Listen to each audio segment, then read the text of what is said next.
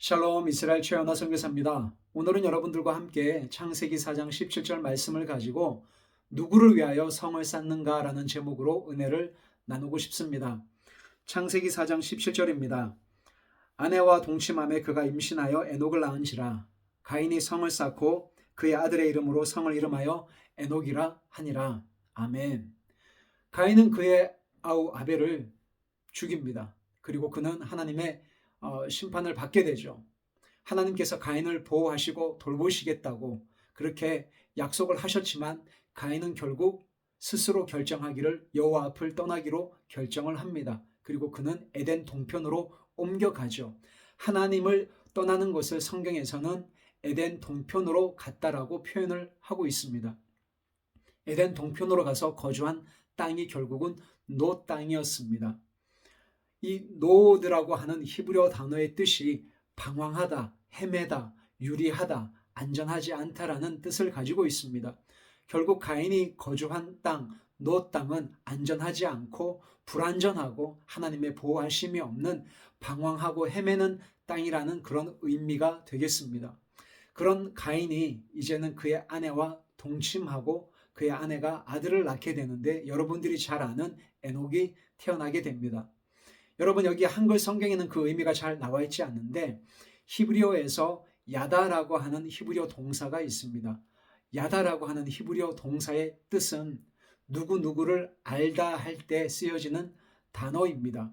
이것은 어떤 지식적으로 혹은 이성적으로 아는 무언가를 아는 것이 아니라 체험적으로 경험적으로 누군가를 알 때 야다라고 하는 히브리어 동사가 쓰여지는데요. 여기서 가인은 그의 아내를 알았다라고 히브리어에는 그렇게 나와 있습니다.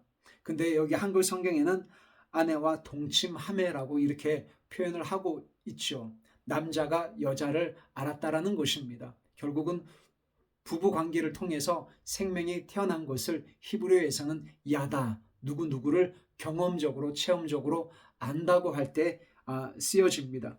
그의 아내는 임신을 했고 에녹을 낳았습니다. 그런데 오늘 제가 여러분들과 함께 나누고 싶은 제목이 누구를 위하여 성을 쌓는가입니다. 가인이 참 재밌는 행동을 합니다. 여기서 아들이 태어났습니다. 그리고 그 아들을 위해서 그가 했던 행동이 있는데 그것은 성을 쌓았다라고 이야기를 합니다. 사랑하는 여러분, 하나님께서 에덴 동산에서 사람을 위하여 에덴 동산을 만드시잖아요. 그리고 아담과 하와를 창조하십니다. 아담과 하와가 창조를 받았을 때에 그들은 하나님을 위해서 무언가를 쌓은 게 있었나요? 성을 쌓았나요? 쌓지 않았습니다. 치마를 만들었나요? 안 만들었습니다. 하나님의 임재 안에서 그들은 기뻐하고 자유하고 감사하게 살았습니다. 죄가 들어오고 난 이후에 그들이 타락하고 난 이후에 아담과 하와는 치마를 만들었죠. 동산나무 사이에 숨었습니다. 그리고 변명하고 핑계대고 서로 남탓하면서 거짓말을 한 것처럼 가인도 하나님의 곁을 떠나고 나서 그의 아들을 위해서 했던 행동이 바로 성을 쌓는 일이었습니다. 히브리어 성경에 보면 여기서는 어떤 성을 쌓았다, 어떤 큰 궁궐을 쌓았다라고 여러분들이 생각하실지 모르겠지만 히브리어 성경에 보면 어떤 도시를 만들었다라는 의미보다는 그의 가족들이 거주할 어떤 공간을 만들었다라고 해석하는 것이 더 자연스러울 것 같습니다. 왜냐하면 그에게는 그의 아내와 이제 아들이 태어났기 때문에 그가 속한 공동체, 가족을 위해서 기가할 수 있는 어떤 공간, 물리적인 장소를 만들었다라고 이해를 하시는 것이 더 문맥에 맞을 것 같습니다. 사랑하는 여러분, 가인은 왜 그의 아들을 위해서 그의 아들의 이름을 따서 성을 쌓았을까요? 여기에는 두 가지의 중요한 이유가 나옵니다. 첫 번째는 바로 두려움 때문에 그렇습니다. 그 앞절에 보시면 창세기 4장 14절에 보시면 주께서 오늘 이 지면에서 나를 쫓아내시온즉 내가 주님의 얼굴을 배웁지 못할 것인데 나를 만나는 자들이 나를 죽일 것입니다. 가인에게는 이런 두려움이 있었습니다. 자기가 동생을 죽이고 난 이후에 나를 만나는 자마다 나를 죽이게 될 것이다라고 하는 두려움 때문에 가인이 하나님 앞에 이렇게 호소를 하는 거죠. 아담과 하와도 마찬가지로 사단의 소리를 듣고 범죄하고 난 이후에 이들에게 찾아왔던 첫 번째 감정이 바로 두려움이었던 것처럼 가인도 동일하게 느꼈던 감정이 바로 두려움이었습니다. 여러분, 죄를 지었을 때 사람이 갖는 가장 보편적인 감정의 첫 번째 반응은 두려움입니다. 결국 가인은 그의 가족과 그의 아들 그리고 그 자신을 위해서 외부로부터 나를 보호하기 위해서, 나를 지키기 위해서 무언가를 만들게 됩니다. 그것이 바로 자기를 보호하고 지킬 수 있는 어떤 성, 혹은 어떤 도시, 혹은 어떤 공동체, 혹은 어떤 자신들이 안전하게 거주할 수 있는 무언가를 만들어야만 살 수 있다는 것을 말씀하고 있는 것이죠. 여러분, 아담과 하와가 에덴 동산에 있었을 때 무언가를 만들었나요? 자신을 보호하기 위해서 무슨 성을 쌓았나요? 아니요, 할 필요가 없었습니다. 왜 그런가요? 하나님께서 그들의 보호자가 되어 주셨기 때문에 그렇습니다. 하나님의 임재 안에 있었기 때문에 그들은 그 어떤 것도 나 자신을 위해서 무언가를 보호하고 지키기 위해서 무언가를 쌓거나 만들 필요가 없었습니다.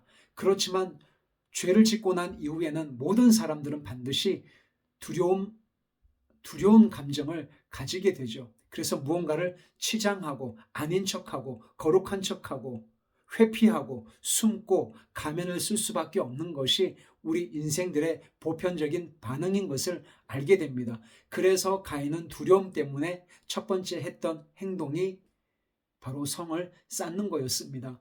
두 번째는 바로 무언가를 드러내야만 하는 인간적인 욕심, 욕구를 드러낸다라고 할 수가 있습니다. 여러분, 나중에도 이 말씀을 나누겠지만 노아 홍수 사건 이후에 창세기 11장에 가보시면 사람들이 흩어짐을 면하기 위해서 무언가를 쌓는 게 나오죠. 여러분들이 잘 아시는 바벨탑 사건입니다. 여러분, 히브리어로 바벨이라고 하는 단어의 뜻은 흩어짐, 혼란, 이런 뜻입니다.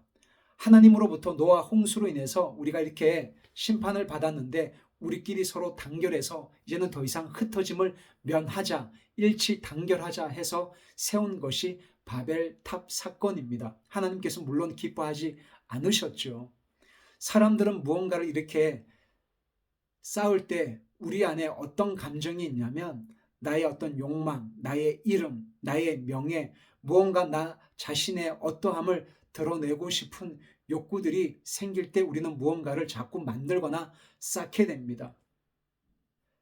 집을 쌓을 수도 있고, 나의 명예를 쌓을 수도 있고, 나의 학위를 쌓을 수도 있고, 나의 이름을 쌓을 수도 있고, 자녀 교육을 통해서 나의 어떠한 성공을 쌓을 수도 있고, 우리는 끊임없이 무언가를 쌓으려고 하는 이런 욕구 가운데 살아갈 때가 참 많이 있습니다.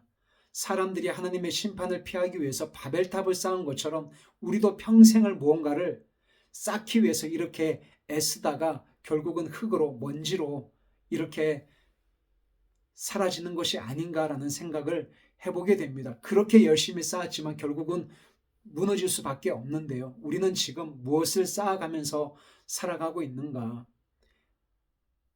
사랑하는 여러분, 우리가 정말 쌓아야 될 것은 눈에 보이는 어떤 가시적인 어떤 내가 이루고 싶고 하고 싶고 뭔가를 어떤 결과물을 만들어내야만 하는 어떤 것을 쌓는 인생이 아니라 하나님과의 친밀한 관계를 통해서 하나님이 어떤 분인지를 더 깊이 알아가고 그분 말씀 안에 머물고 그 말씀의 능력으로 하루하루 주님과 동행하는 사람이야말로 하나님이 가장 기뻐하는 인생이 아닐까 싶습니다.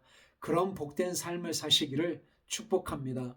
여러분, 다음 시간에 또 찾아뵙겠습니다. 감사합니다.